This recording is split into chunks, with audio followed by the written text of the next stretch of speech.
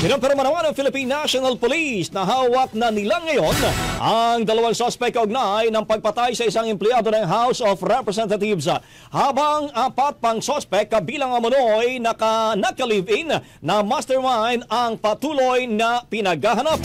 Ayon kay PNP spokesperson, Police Brigadier General Gene Fajardo, kinilala ang isa sa mga na-arrest ng suspect bilang si alias Balong na tumayong middleman at alias Jason na nagsilbing lookout. Isinampana ng Quezon City Police District ang kasong murder laban sa dalawa, gayon din sa 4 pa ang at large na suspect.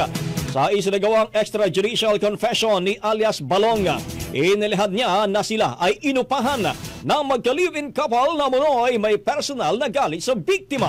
Ayon sa salaysay, plano ng biktima na sampahan ang kasong qualified theft at estafa ang nasabing magka-live-in. Pinangalanan din sa investigasyon ng isang alias Christian, assistant ng magka-live-in na siyang kumontak kay alias Balong para humanap ng gunman at mga kasabwat. Tumanggap umano si alias Balong ng direktiba mula kay Christian upang isagawa ang krimen at ito ang nagsilbing tulak sa mga sospek. Isiniwalat din ni alias Balong na sila ay hinay kapalit ng halagang 30,000 pesos. Pero hanggang sa pagkaka-aresto ng mga suspect ay hindi pa mo ito na ibabayad.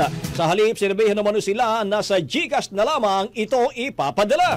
Natunto ng mga suspect sa pamamagitan ng pag-usuri sa mga CCTV footage kung saan nakita ang gunman at ang lookout na nagtago at nagpalit ng damit sa bahay ni alias Balong. Na-recover sa lugar ang mga damit na ginamit sa krimen. Samantala, nagpapatuloy ang manhunt operation ng otoridad para sa natitirang 4 na suspect kabilang na ang sinasabing mastermind na mag-partner at ang assistant nito.